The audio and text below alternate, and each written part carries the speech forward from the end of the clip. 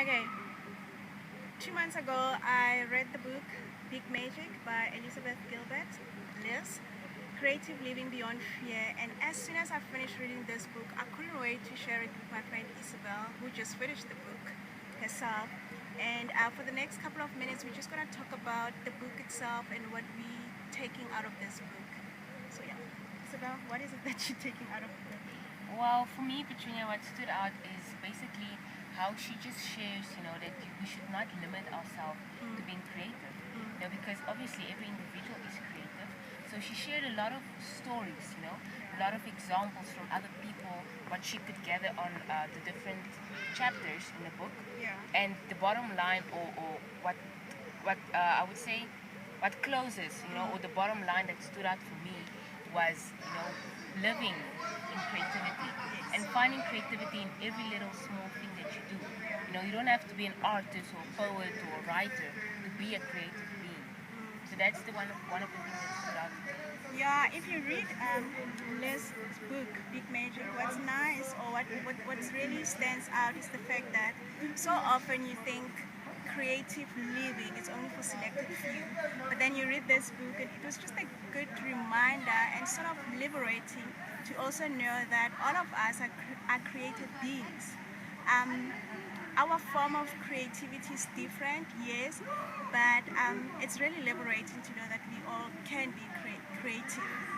Whatever it is, whether you're picking up the brush, you're reading, you're cooking, really whatever it is, you can just live your creativity beyond fear. And that was another thing that I think we should talk about, where she mentioned how fear in itself is not a bad thing. Because imagine if we were not fearful, we wouldn't dare to do some of the things that we do. So with creativity also comes its courage, you being brave, because a lot of it also you exposing yourself. Yeah, actually, I'm glad you brought it up. Yeah. Because it was, there's one specific part that, she portrays this picture of getting in the car with fear and creativity. So that really stood out for me. It's like you said, we need a bit of fear, to be creative. Yes. Because, how else will you go out and be bold and produce whatever it is that you want to produce? Yeah. So I really like that about her. And another story that she also used that I actually quite like is the transfer of ideas. What happened was she had an idea, Oh, yes. and then something happened between she met another a writer, Yes. and then in between them meeting and greeting, the writer got the same idea that she had, and the story that she wanted to write that she kind of like neglected to the creativity went through to the other writer. So that was for me very beautiful. Well, she actually calls it, that was big magic right there. Yes, So yes. that stood out, like it's okay for my creativity to be transferred to another person, Yeah. It just wanders around, it needs a house to Yes. shelter itself. Yes. So that was for me very beautiful. It was really magical. Yeah, and it's like you kind of feed on each other's Yes. creativity, or just being creative, just being out there and living whatever it is that you're living. So for me, I like that part a lot, where not specific from the book, but just my own interpretation, that when you surround yourself with people that challenge your thinking, like thinking out of the box, and even places you go to just to think out of the boxes. And you write, I write as well, and sometimes you can't put words on paper, but as soon as you sit down somewhere where you're able to express yourself, even if you still can't put words on paper, as soon as you write, it's like it's coming, you're getting something.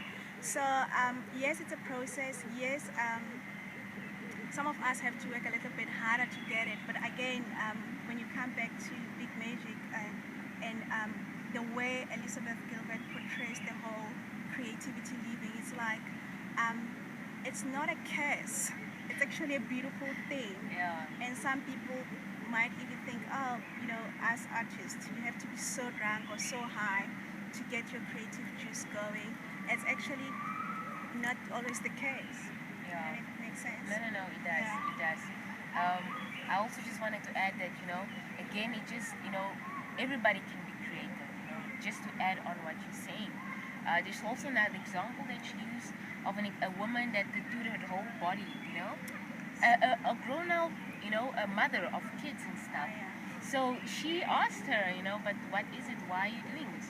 But that's another example, living creativity, you know.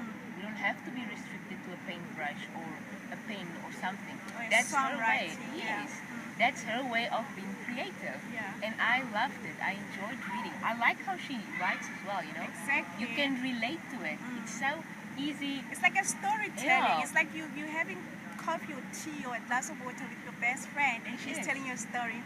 And it's a quick read.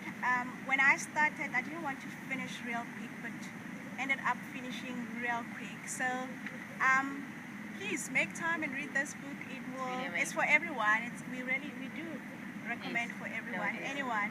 Really, if you're living your creativity already, you can still read it. If not, and you need encouragement, it's the book to read, and that's it.